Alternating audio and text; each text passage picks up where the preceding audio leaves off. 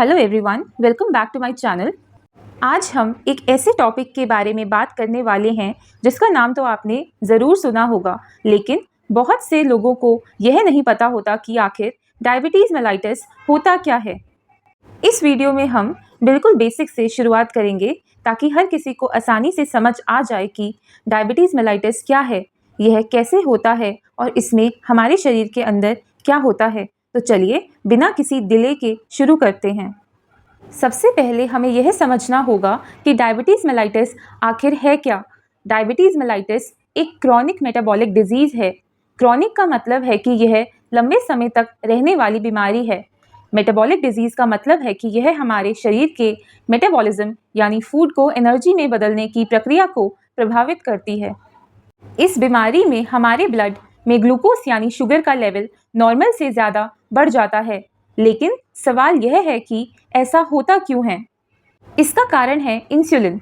या तो शरीर इंसुलिन बिल्कुल नहीं बनाता या बहुत कम बनाता है, या फिर जो इंसुलिन बनता है वह सही तरीके से काम नहीं करता। इसी वजह से ब्लड शुगर बढ़ने लगती है और इस कंडीशन को डायबिटीज़ मेलाइटस कहा जाता है। अब सबसे पहले समझते हैं कि ग्लूकोज क्या होता है। ग्लूकोज एक सिंपल शुगर है। यही हमारे शरीर की मेन सोर्स ऑफ एनर्जी है। जब भी हम खाना खाते हैं, जैसे राइस, रोटी, ब्रेड, पोटैटो, फ्रूट्स, स्वीट्स, तो हमारा डाइजेस्टिव सिस्टम इन फूड्स को तोड़कर ग्लूकोज में बदल देता है। फिर यह ग्लूकोज हमारे ब्लड स्ट्रीम में चला जाता है। यानी ग्लूकोज हमारे शरीर के लिए बिल्कुल वैसे ही है जैसे किसी गाड़ी के लिए पेट्रोल। अगर ग्लूकोज नहीं होगा तो सेल्स के पास एनर्जी नहीं होगी। अब बात करते हैं इंसुलिन की।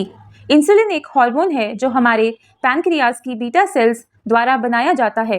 इंसुलिन का सबसे इम्पॉर्टेंट काम है ब्लड में मौजूद ग्लूकोज को बॉडी सेल्स के अंदर पहुंचाना, क्योंकि सेल्स के अंदर जाकर ही ग्लूकोज एनर्जी बना सकता है।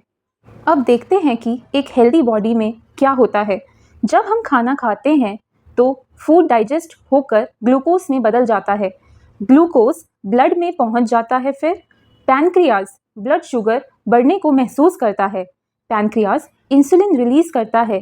इंसुलिन ग्लूकोज को सेल्स के अंदर पहुंचाता है।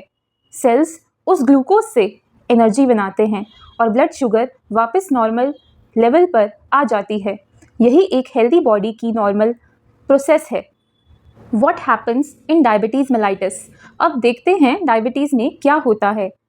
हम खाना खाते हैं, ग्लूकोज ब्लड में पहुंच जाता है, लेकिन इंसुलिन या तो नहीं बनता, या तो कम बनता है, या ठीक से काम नहीं करता। इसीलिए ग्लूकोज सेल्स के अंदर नहीं जा पाता।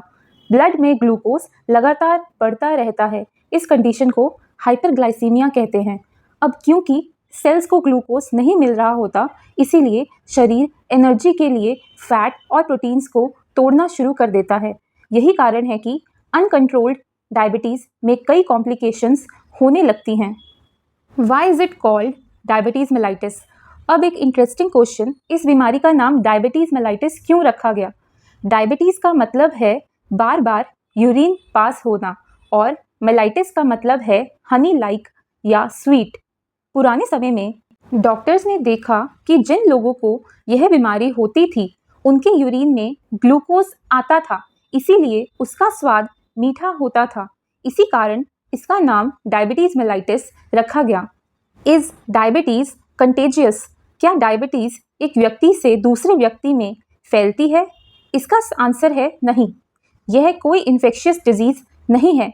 इसे टच करने, साथ बैठने, खाना खाने या किसी भी सामान्य संपर्क से नहीं फैलाया जा सकता।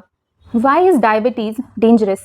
अगर लंबे समय तक ब्लड शुगर कंट्रोल में न रहे तो यह शरीर के कई महत्वपूर्ण ऑर्गन्स को डैमेज कर सकती है, जैसे eyes, kidneys, nerves, heart, blood vessels, feet. इसीलिए डायबिटीज़ को समय पर पहचानना और उसका सही ट्रीटमेंट लेना बहुत ज़रूरी है। तो आज हमने सीखा डायबिटीज़ मेलाइटिस क्या है, ग्लूकोज क्या होता है, इंसुलिन क्या होता है, हेल्दी बॉडी में ग्लूकोज कैसे कंट्रोल होता है, डायबिटीज़ में क्या प्रॉब्लम्स होती हैं और यह बीमारी डेंजरस क्यों हो सकती है। अगली वीडियो में हम डायबिटीज़ मेलाइटिस के टाइप्स, कॉजेज़ और सिम्टम्स को डिटेल में समझेंगे। अगर आपको यह वीडियो पसंद आई हो तो और कुछ नया सीखने को मिला हो तो वीडियो को लाइक करें। Thanks for watching.